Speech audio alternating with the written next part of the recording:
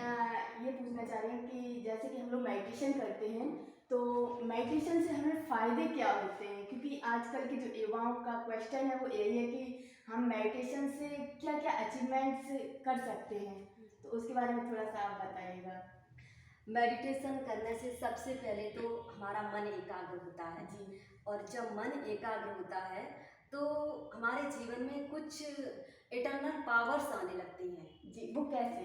जैसे कि इस चित्र में जैसे इसमें दिखा। दिखाया गया है जी, कि जब भी हम बैठते हैं और हम अपना ध्यान उस निराकार परमात्मा शिव में लगाते हैं, तो जी। जब हमारा मन एकाग्र होता है तो उससे हमें शक्ति मिलती है। हुँ, और जब शक्ति मिलती है तो हमारे जीवन में अष्ट शक्तियों का अष्ट शक्तियाँ जो है वो जागृत हो जाती हैं। अच्छा। जैसे कि दुर्गा माँ को दिखाया गया है। जी, जी। 8 भुजाएं। जी। तो वो 8 भुजाएं क्या है? 8 शक्तियों का प्रतीक है। अच्छा। और 8 शक्तियों में दिखाते हैं कि ये समेटने की शक्ति है, जी। सहन शक्ति है। हुँ। समेटने की शक्ति में दिखाते हैं कि पेटी बिस्तरा बंद।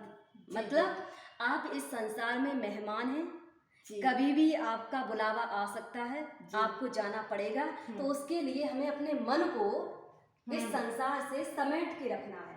हम क्या करते हैं? विस्तार तो फैला देते हैं, विस्तार में तो मन को फैलाना आता है, लेकिन समेटना नहीं आता है। तो हमें परमात्मा शिव के ध्यान से अपने इस शक्ति को भी जागृत करना है, समेटने की शक्ति को। दूसरा दिखाते हैं सहन शक्ति।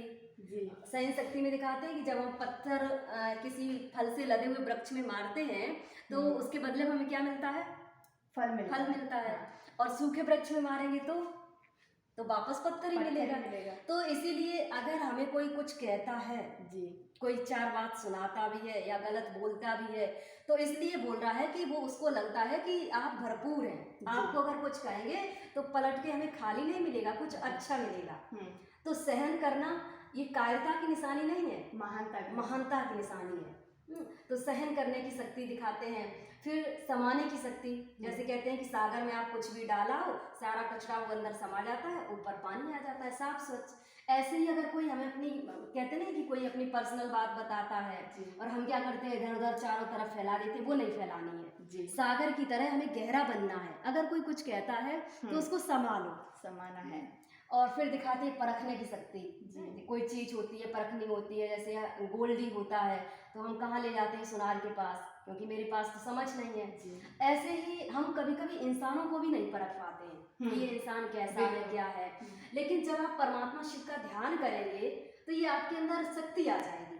आप परख सकते हो किसी व्यक्ति को कि ये व्यक्ति है कैसा। मीन्स ऑटोमेटिकली ही वो हमारे अंदर शक्तियाँ आने लगती हैं। फिर निर्णय करने की शक्ति दिखाते हैं। जब हम परख लेंगे अच्छे से तो निर्णय भी कर सकते हैं। डिसीजन पावर हमारी अच्छी होगी, तो वो निर्णय करने की शक्ति भी आ जाती है। सामना करने की शक्ति इसमें दिखाते हैं कि जैसे कोई शरीर छोड़ता है, सबको ज्ञान होता है कि एक दिन हमें सबको जाना है, लेकिन फिर भी हम परेशान होते, रोते हैं, चिल्लाते हैं। क्यों? हमारे पास वो शक्ति नहीं है जो हम उसको सहन कर सकें। लेकिन जब आप परमात्मा शिव का ध्यान करते हैं तो हमारे अंदर ये सामना करने की शक्ति भी आ जाती है। फिर दिखाते हैं सहयोग की शक्ति। सहयोग की शक्ति में दिखाते हैं कि कहते हैं कि जब श्री कृष्ण ने गोवर्धन पर्वत उठाया था तो एक एक अंगुली सबने लगाई थी। तो ये दर्शाया गया है कि आज संसार में चारों तरफ कलयुग व्यापक है, कलयुग चल रहा है। तो भ्रष्टाचार, अत्याचार ये चरम सीमा पर है। तो कहते हैं कि अगर हर व्यक्ति अपने अंदर परिवर्तन करे, अपने चरित्र का उत्थान करे, अपने चरित्र का विकास करे, तो ये चरित्र रूपी अंगुली अगर हम थोड़ा सा सहयोग करेंगे तो हमारा ये कलयुग खत्म होके पुनः फिर सतयुग की स्थापना हो जाएगी। एक हम श्रेष्ठ संसार का निर्माण कर सकते हैं। क्योंकि बिगाड़ा भी हमने है। मन हमारा दूषित हुआ तो ये संसार दूषित हुआ। अब मन हमारा अच्छा होगा, पॉजिटिव होगा, सकारात्मक चिंतन करेगा तो फिर से एक नए संसार की हम स्थापना कर सकते हैं, उसी श्रेष्ठ संसार की। तो वो दिखाए सहयोग की शक्ति, और ये दिखाते हैं विस्तार को संकीर्ण करने की शक्ति। ये कछुए के अंदर बहुत अच्छी विशेषता होती है।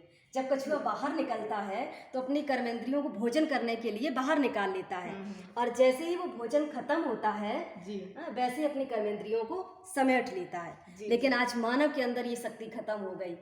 मानव क्या करता है? बाहर में तो अपनी पूरी शक्ति को फैला देता है, लेकिन वो समेट नहीं पाता है। कहते हैं कि कभी कभी लोगों के यही क्वेश्चन रहते हैं कि हम तो परमात्मा का ध्यान करने बैठते हैं या पूजा पाठ करने बैठते हैं तो मन नहीं लगता। क्यों?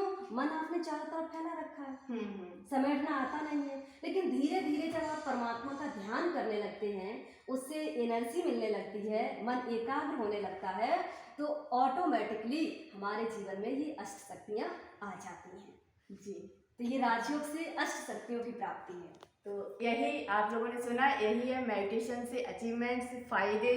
तो आप लोग भी जुड़िएगा और मन को एकाग्र और स्थिर करने के लिए कहीं भी ब्रह्मा कुमारी सेवा केंद्र आपको दिखता है तो वहाँ जाइएगा और 7 डेज कोर्स करके मेडिटेशन सीख सकते हैं आप। ये संस्था निःशुल्क सेवाएं देती है, तो आप कहीं भी जा सकते हैं। धन्यवाद।